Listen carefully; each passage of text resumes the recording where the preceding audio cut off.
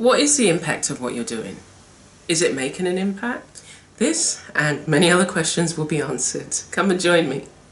Well, hello and welcome to the Arts and Wellness Café. I'm Amanda. If this is your first time, thank you so much for joining me in the cafe. What is your tipple? What are you drinking? I think I've got a bottle of water here. I've been so thirsty over the last few days, and it seems a lot hotter here. Got my little bottle of water here. Let's take a sip, eh? Anyway, so how have you been? I haven't asked that question for a while. How have you been? Now I want you to take a moment. Are you taking that moment? Come on, think about it. Yeah? Think about it. How am I feeling? Because especially in these times, for a lot of us, you know, it's been a while since we've seen friends and family, and I know things are getting back to normal, but here, you know, we might be in another kind of cycle of change, that if you've not had anybody ask you how you've been that day, then you have to ask yourself. And what I would recommend you do is start writing in a journal and do what's called, if you're familiar with the book The Artist's Way, it's called, one of the exercises is morning pages, and you take a journal and you write 3 pages of unedited, I say morning mind dump, but I use it as a time for giving thanks and just talking about things that have either come up, you know, I've woken up thinking about ideas. So I actually on occasion do go back, because there's some good ideas that come out of that. It's really funny. Before I go on, I'll just launch into it. Before I go on, the word today, the word for the week, is helpful. Now, sometimes what I've found is that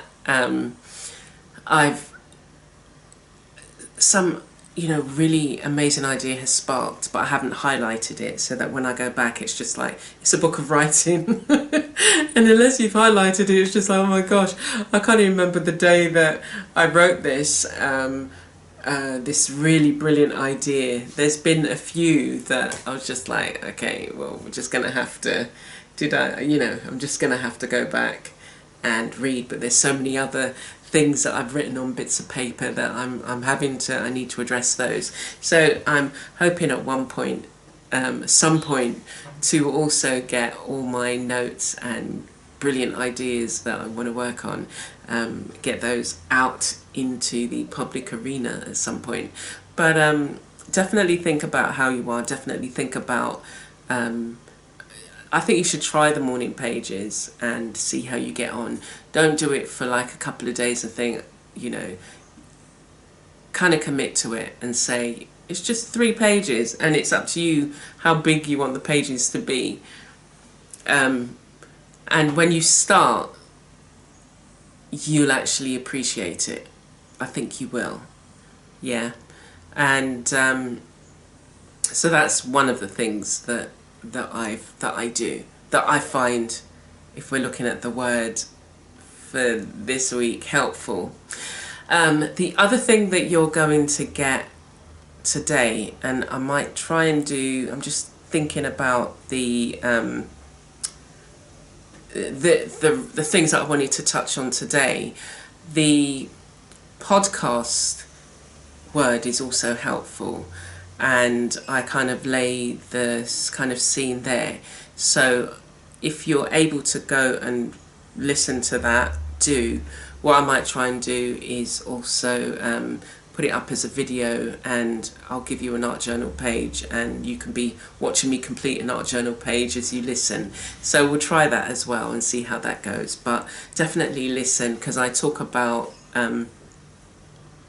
how I got into what the kind of work I'm doing now, the way that the work that I do impacts on health and well-being, it wasn't a journey that I thought I was going to take.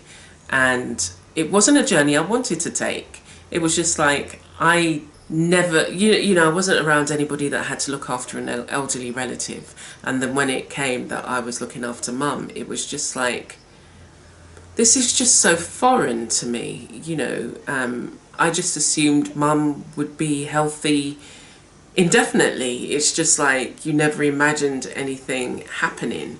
And then, prior to that, my father had passed, and he passed in 92. So it was like the 2000s when she began to show signs of ill health and things just not seeming right. And so I talk about her living with dementia, and then what I call, it was like, as I say, I didn't want to do it. It wasn't something I thought I was ever going to do. The middle child, it's usually the older child that does it. And my sister was teaching, and my brother was working in an IT firm, and I was the one that had the more flexible time. So, and I would say left and right brain.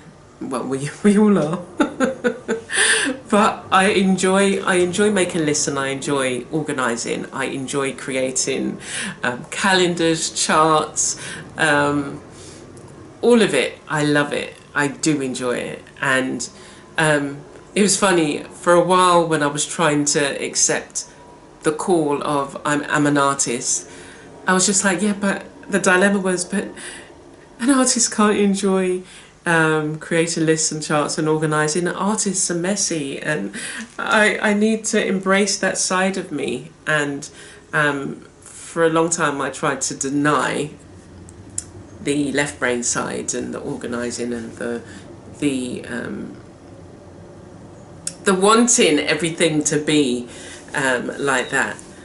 And it took years for me to then realise, look, you like both. So you're going to make lists, you're going to, plan, you're going to have charts and everything. And you want to be creative. And, if you've got order in your studio, so it's not... I'm feeling that. I mean, at the moment, I need a lot more storage and some built-in storage. But it does need a kind of like, I need a place for everything and everything in its place. And that will make me feel good, and that then frees you up from having to, it's almost like, it's that clutter. So I do collect. And do you know what? Oh my gosh. So I was watching this, every now and again I watch, what is it, Hoarders UK or something, and it's Jasmine, I can't remember her last name, she goes round and helps people who are hoarders, and she comes from that in terms of her family. Now, my family was never like, it was never every room filled to the rafters of stuff. My mother was not a hoarder, it was my father who was a hoarder. And but he would hoard things like, he had loads of tools, but he had a shed, and the shed was full of stuff. And for most Caribbean families, I think for most people, I don't know, you tell me if this is you, your parents, I was used to having, like, we had an ottoman, and it had, every time my mum went out to the store or wherever it was, she'd buy I saw a nice, sheet set with some pillowcases. And so there was always multiples of, like, say, bedding, towels and all of this. And it was all kept for good. So we had our towels that we would use, but then this ottoman, and now to come to think of it, Mum's wardrobe, so it not only had her clothes, but it had, and then up at the top in the cabinet there was duvets, there was towels, pillowcases and all of that. So I just assumed that everybody had multiples of. And if you come to my home and look now, you know, we've got towels, you know, if we had like a group of 20 people come, everybody would get a towel. You might not get a covering for your bed, but we've got at least, you know, it's just like, doesn't everybody have at least 3 or 4 sets of, just in case? But as I say, you know, that's what I saw, and so that's what I did. Over the years, I have kind of tried to reduce, but my studio is full of the stuff that I like to use. And so anyway, yeah, every time, yeah, so I'm watching these programs, and it's almost like saying to myself, at least you're not as bad as that.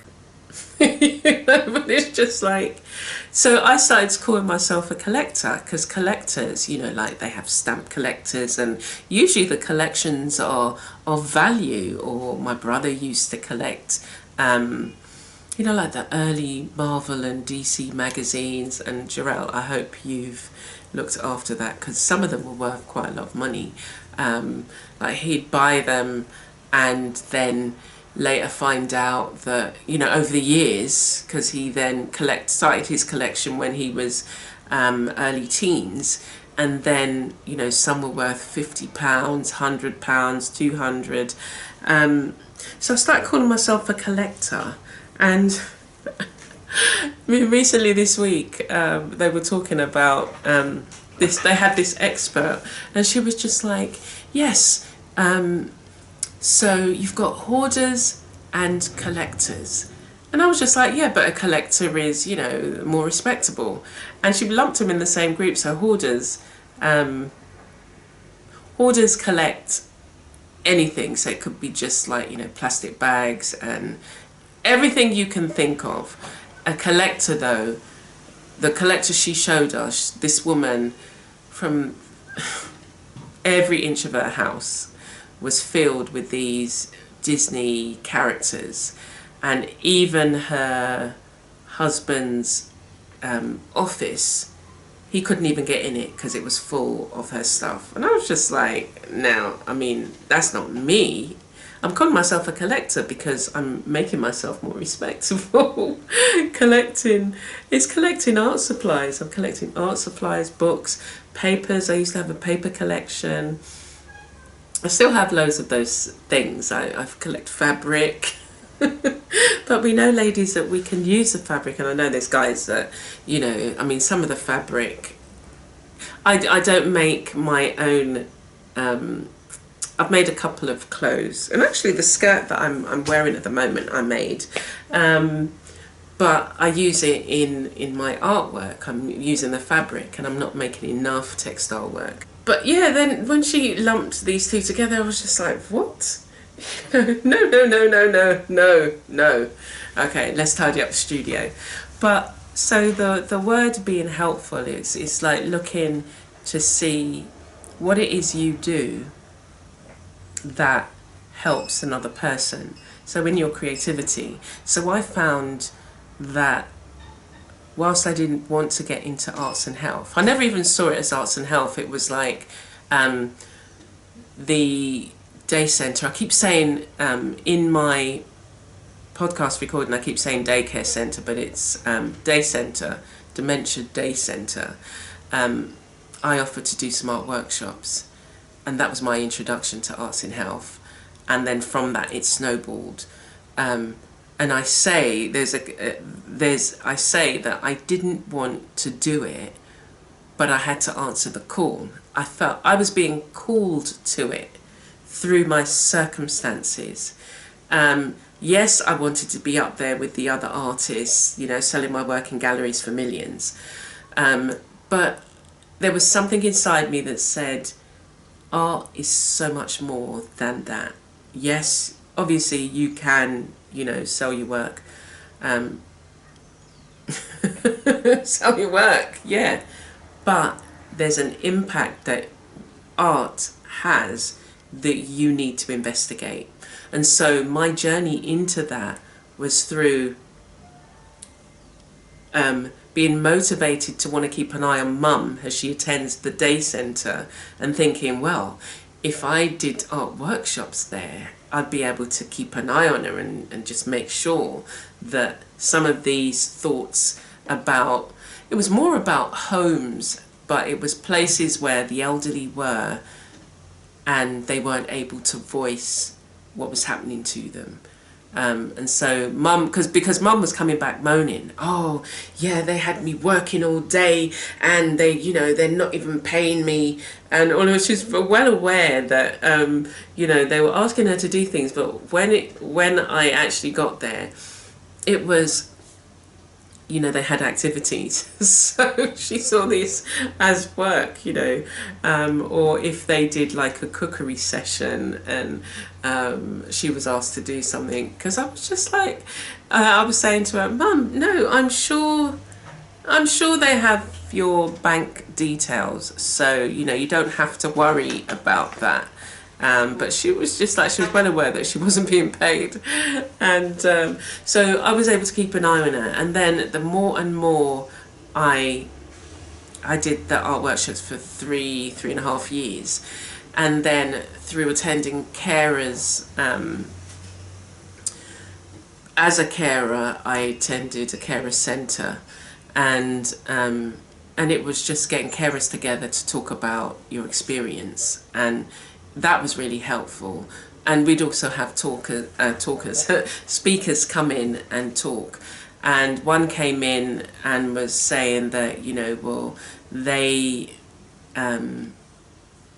attend a place called the Tavistock, and where it was social workers who were training, and it had, you know, they deal with mental health issues basically. So they wanted the perspective of a carer.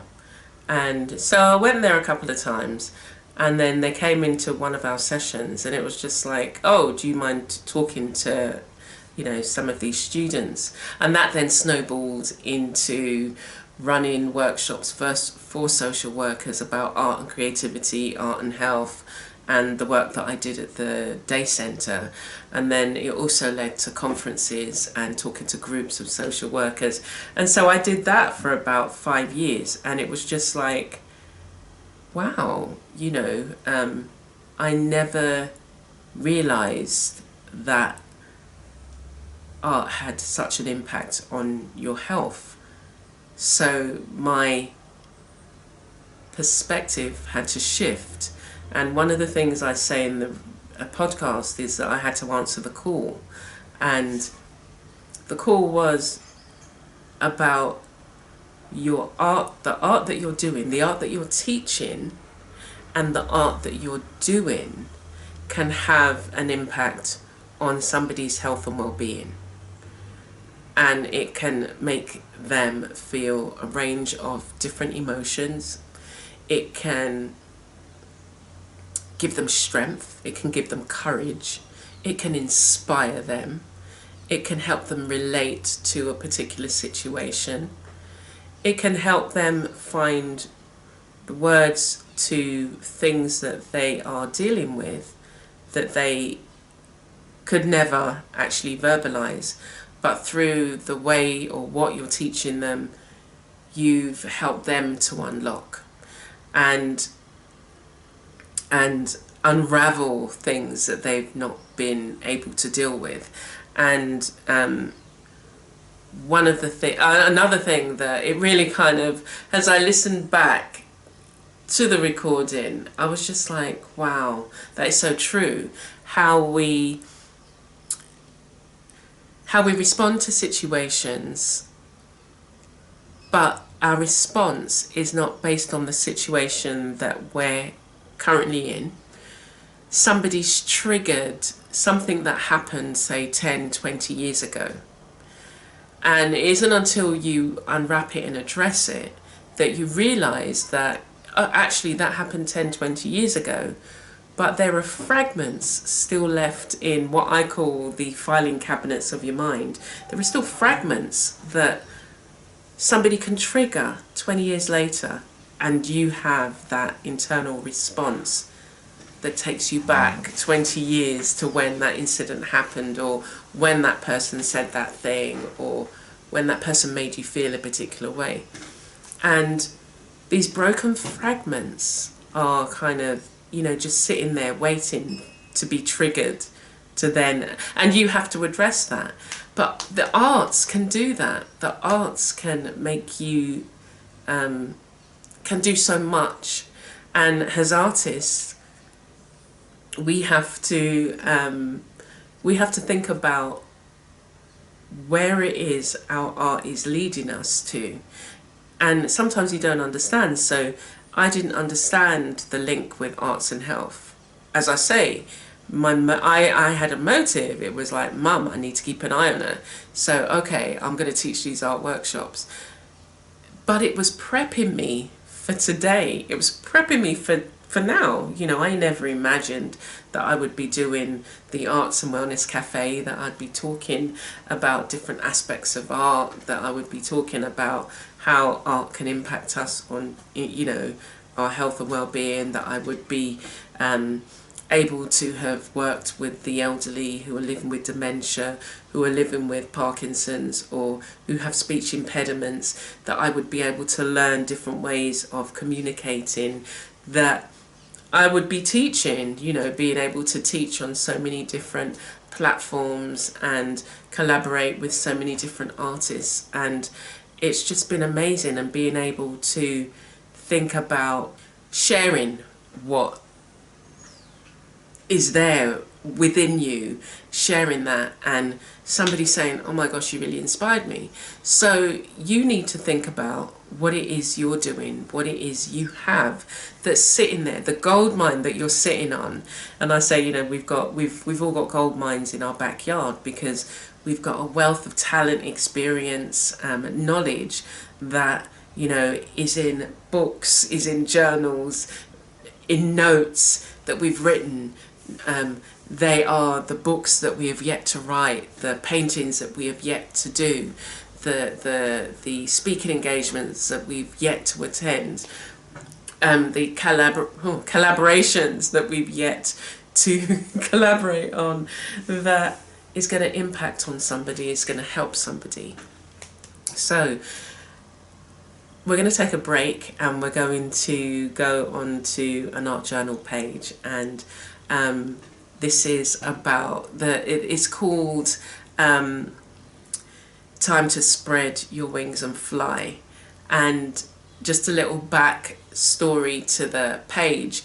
When I was initially doing it, it was almost like she was in a cocoon, a grey cocoon that had split. And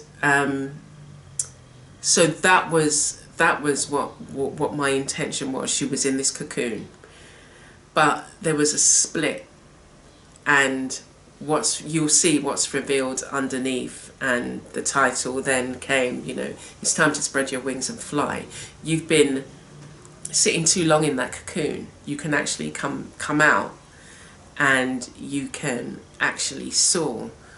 But are you allowing that comfortable space to hold you for, you know, a bit too, you know, long?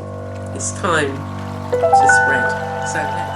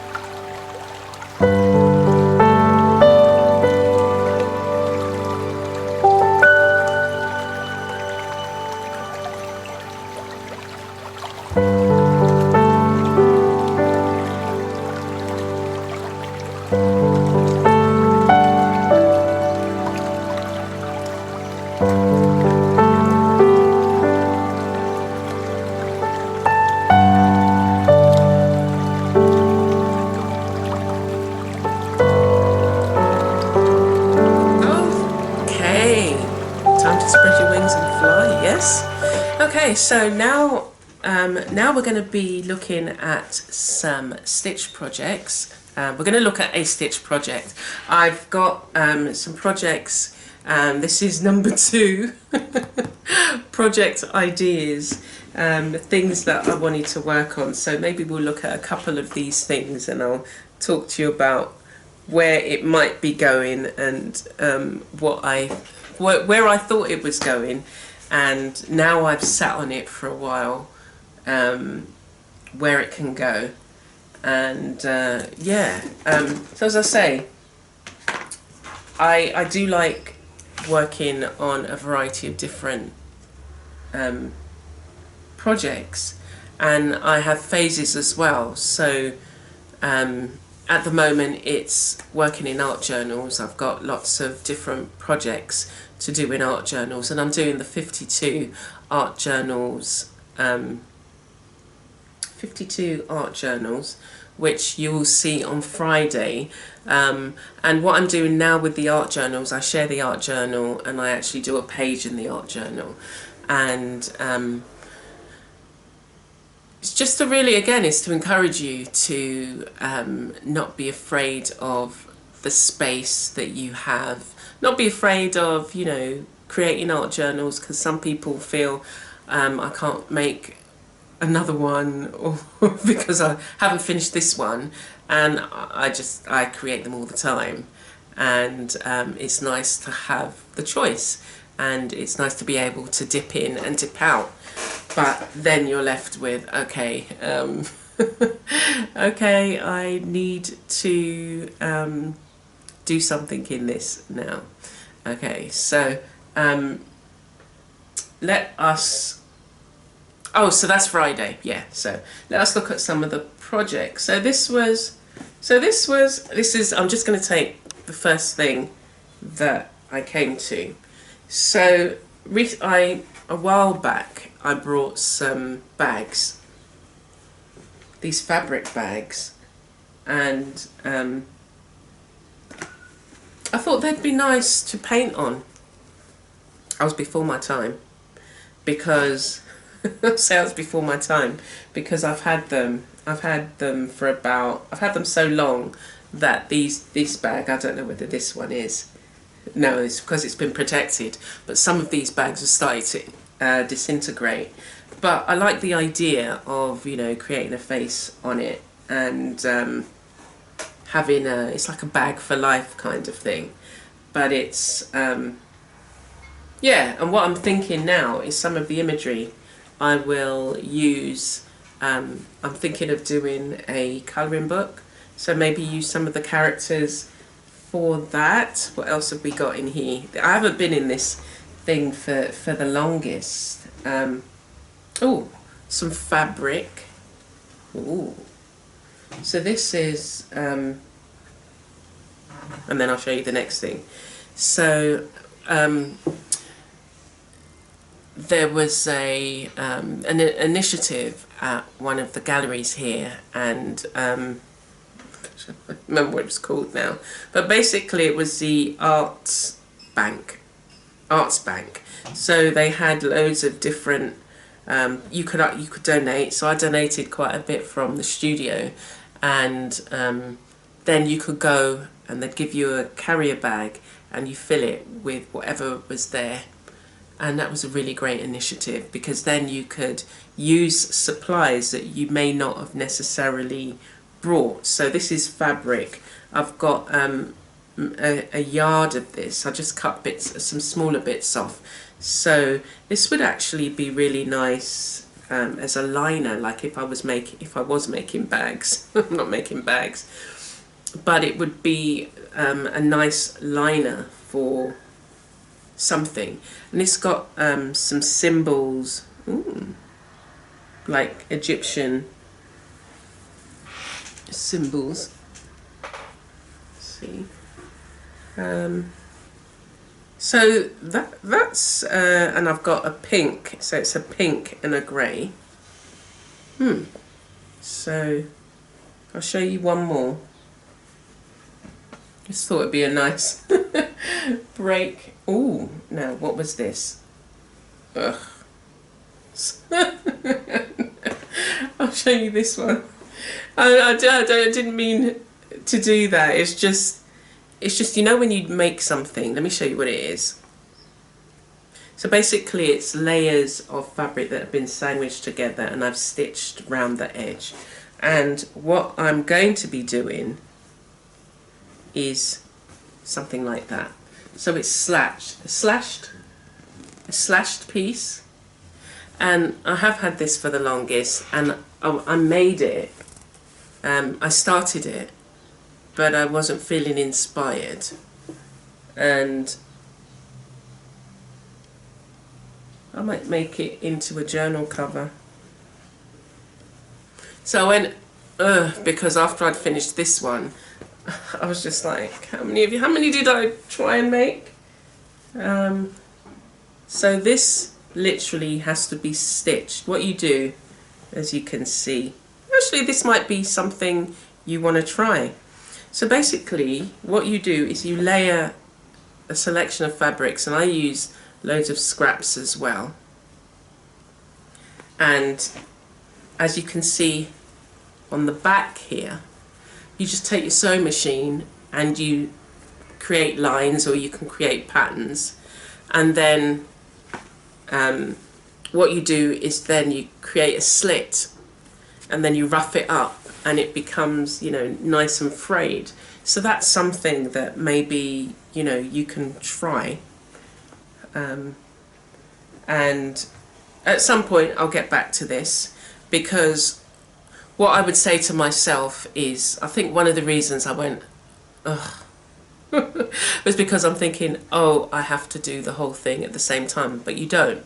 I could just do the stitching and then put it down, then come back and do a bit of the slashing, and that actually is quite fun when you actually see it frayed.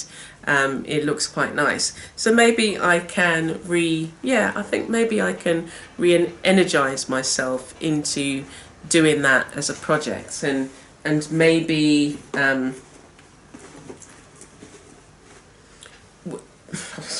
not even going to make a promise. I was going to say, oh, maybe we'll do it as one of the maybe that's what we'll do. We'll break it down and I will share with you the process, or we'll do a little course. Yeah, we'll do a little course, so I could do it properly rather than just, you know, trying to do it all at the same time.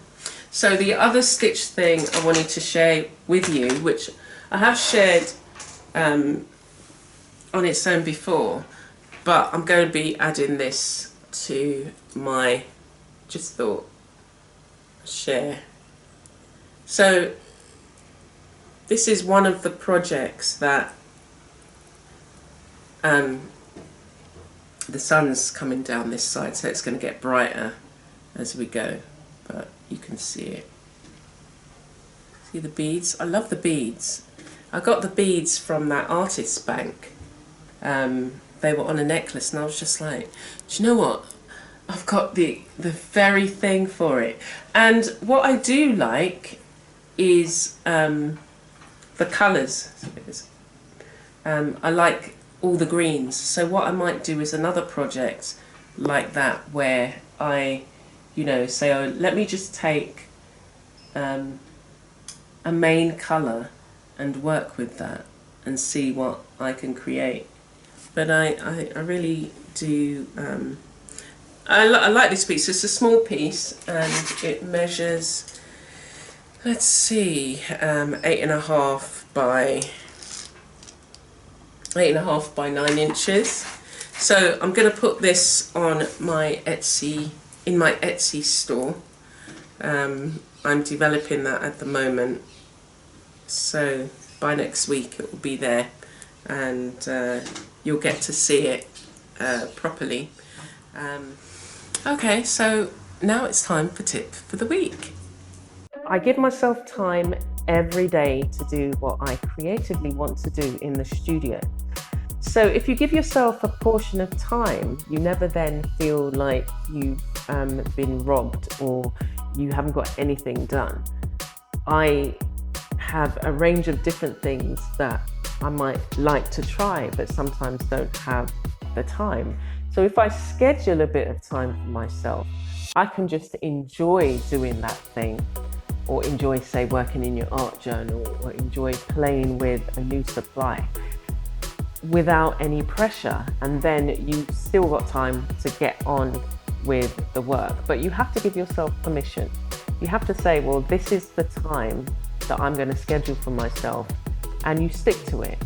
You don't do other things in that time because you say, oh, well, I've got an hour, so I don't know, do the laundry instead. No, stick to between 9 and 10 is my creative time, and that's what I'm going to do. And you'll find that you definitely will grow. If you start to do it over a period of time, you can see how well you did in the beginning, what you did in the beginning, and you can see it by the end of the week. What kind of things are you getting done? What kind of things are you trying? What are you learning? So are you giving yourself time to create? You know, do you have a set time on a daily basis where you think, okay, so this is my time? And that's where you have to really start. If you say, no, I don't have any time, you can find some time. You know you can find some time, because you can find some time to fold the towels, to do the laundry. So you can take 10 minutes out of that. You can, you know, think about the things that you're doing. You know, are you watching too much TV? Are you watching too much of that Netflix, or, you know, what is it, Prime, Amazon Prime? Are you watching too many of those series that come up? Are you sitting there thinking, oh gosh, it's so boring, what else could I be doing? And start making a list of things that you could be doing, because you'd be surprised if you had a deadline, you'd find the time. Yeah, so start creating deadlines around your art, you know, like for me, like as I say, you know, 10 minutes, 5 minutes, 20 minutes, how long can you actually give yourself each day? And that adds up. So we're now going to take a look at a book review, The Secret Garden. I've got it here. Oops. And oh, it's not it. It's my diary. Not a diary, it's my another journal in the making. Secret Garden. So we're going to have a look at this. The Secret Garden by Joanna Basford. An inky treasure hunt and colouring book. Welcome to my inky world of secret gardens. Go on a ramble through the world of secret gardens created in beautifully detailed pen and ink illustration, all waiting to be brought to life through colouring, but each also sheltering all kinds of tiny creatures just waiting to be found. And there are also bits of the garden that still need to be completed by your hand, for artists and gardeners of all age. So I've had this sitting in the sun, so it's got a bit of, it's been coloured here. So this is The Secret Garden. I was attracted to this because I love the book, The Secret Garden, the children's story. And this book is it's a cream colour with gold and black, and it just looks really lovely. You can see the sparkle of the gold here on the book. But if you open out the book, so you've not only got the book, the cover itself, let me show you the cover. Inside the cover there's a whole lot of colouring that you can do. It's a colouring book, and as she says, an adventure playground, because there are little things hidden that you have to find throughout the book. And then look at the cover itself. Again, if you wanted to, you could use that as a to colour in as well when you're sitting there with a moment. And it's really lovely done. there's so much detail, and at the front of the book it tells you of all the things that are hidden that you need to find, and at the end of the book it tells you exactly what can be found and in what picture. So as you go through, there's a variety of different images on each page. So like here in this particular page now, I found a ladybug, and if I go to the front of the book, let me see if that's even one of the, yeah, ladybug. There's 16 ladybirds, and I found one on this page. So it's nice that you're not only sitting, you know, you're colouring, and it's quite a meditative action, but you're also engaged because you're looking for little things that you can find. There's a snail here, 2, 3, 4 snails on the page here amongst all the leaves and the owl. So I love all the imagery, and I love the spaces that are left for you to doodle and create more. It says on this page, it says create more caterpillars, chrysalis and butterflies. So you can take one of them that you've seen and make it bigger, do your own design as well. Like on this page it says add your own details in the flower. It's given you space to do that. And yeah, things that you've seen this page, it's got topori, you can create more shapes here. So it's full of detail, full of things that you can do, full of things. If you've got an art journal, you can, you know, put some of the images in your art journal, you can use it as a background page. You can take some of the designs and create written pieces on your paper, and just have some of the areas where you've painted. It's a lovely book. I can, you know, go onto a page like this, and if I didn't want to add more imagery, I can say journal. I can write about how I'm feeling when I look at the book or when I work in the book. Some really lovely drawn pieces. So despite having this for such a long time that it's even got sun damage where it's been on the shelf, I haven't done any of the pieces, but it's really nice. It's a really nice book. I mean, the images are really tiny, quite small, but on IGTV I might, you know, get a page and start doing it. We'll see. We'll see. Again, not to make promises, but that's the only way you could really, you know, get the stuff done. You know, give yourself a little challenge, like, okay, I'm going to spend half an hour or 10 minutes just doing some colouring in, and you know, you could look at this and think, that's going to take me longer than half an hour. You know, I'll probably only get this much done, but it doesn't matter. If you get that much done, that's good enough. Yeah, so who knows, we might do that.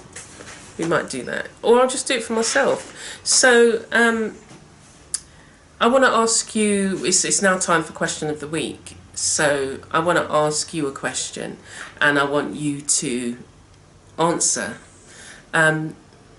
Think about it and then answer below. What nice thing can you do for you this week? I mean, you may be doing something every day, but if you're not, think about it. What one nice thing can you do for you? Now, it's funny that I was driving in the car with my son today. Well, my son was driving me. I'm a driven woman. But so I've had a couple of bits of good news, and I realised that I haven't celebrated it. And so I was saying, what did I say? Where did I say I wanted to go? Before it would be, this felt comfortable. Before it would be, oh, I want to go and get some chocolate. But what I decided not to do a while back is not to reward myself with something to eat if I wanted to celebrate, because that's what we grew up with, and that's why, you know, I comfort eat. And so I'm trying to retrain my brain that you don't have to have chocolate to celebrate, or I mean, I've never really, yeah, I don't really drink as such. I do like rum punch. So if I look like I'm just about to go and drink some rum punch with my red top. So then I said, oh, I could go to the art store. So then my son said, basically he was saying, you know, you don't have to spend money to celebrate. You know, if you want to go and buy that thing, if you need it, then that's different, but not just because, you know, I'm celebrating.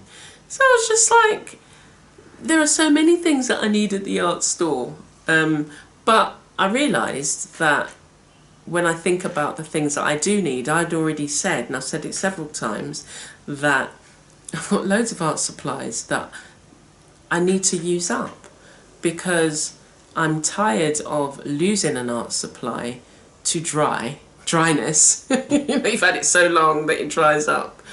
Or and that happened to my inks. It's just like, what is wrong with these inks? I haven't even touched them and it's half of it's gone. And in some cases I lost out of 12, I think I lost about 4 bottles of ink to just drying up. And it was just like, what are you saving them for best for? You know, why can't today be best for best? So my son was saying, you know, well, what things can you do that don't cost any money? And it's just like, what things can you do in Barbados that doesn't cost any money? It was just like, I could go to the beach. I love the beach. And it doesn't have to be a treat. I'm trying to make this a regular, you know, every other day or every few days I go. And it was just like, that would be, you know, I could take some art supplies. This was me in my head. I could take some art supplies and I could, you know, go in the sea and just, this is me in the sea. I'm treading water. And I'm so thankful and grateful, and it's just like, this is such a beautiful feeling, just to be weightless in the water and then to look out. And I was just like, yeah, I could do that. That doesn't cost money. And I was just like, yeah, there you go. And I was just like, look at my son with his wisdom. I'm sure I've said that to him. I'm sure I've said, you know, the same thing in terms of, oh, you could go to the beach or whatever. But it was just like, yeah, you know, you don't have to spend money. You know, you could go to the park. You could go in the garden. But it was the celebrating. It was just like, how do I affirm myself for this thing that's happened, which is a result of the work that I've been doing, you know, and a culmination of the things that I've been doing, and to be at this particular point, and now this has happened. So you celebrate that fact. One of the other things that I do is I've got an achievements book, and so I'll write those things down. There's a few things now that need to be written in that achievements book, and I need to kind of take a you know, revisit it and just look at the things that have happened, because I've stepped out of my comfort zone. So I want you to think about what one nice thing you could do for yourself this week. It doesn't have to cost any money. If it's something that you really want, then, you know, do it. Buy it if you're going to buy it. If you were going to buy it anyway, then it might be that, you know. So definitely think about it and let me know below. Yes? And lastly, so as we kind of round up, we've got a spotlight of the week. And this is where I share another artist and their work. And if you want to be on a spotlight for the week, and you want me to highlight you and to share what you're doing, send me in. If you'd like to be featured, create a 3-minute video about yourself and your work. Yes? How's that sound? So this week, where me, myself and I are going to be sharing the work of Rachel Bellamy. She's also known as Queenpreneur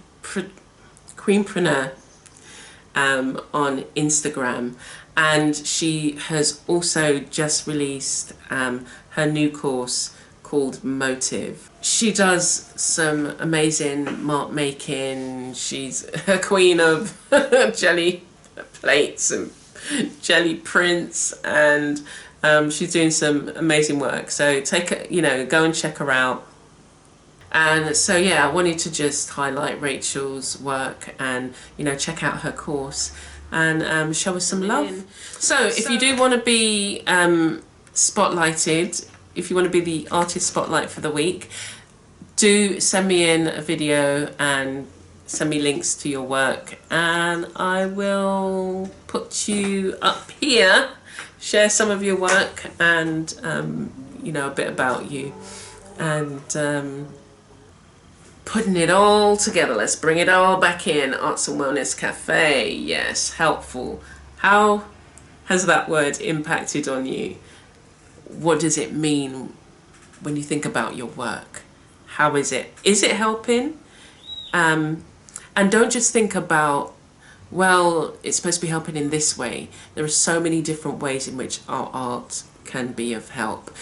So there's so many things that you can do. And like I did, sharing my work with my mum, sharing it with other people who were living with dementia, and now moving on into the arts and wellness and health and collaborating and just inspiring and being inspired, encouraging and being encouraged, blessing and being blessed. So think about that, think about the word, think about your role, and have a blessed rest of week. Take care for now.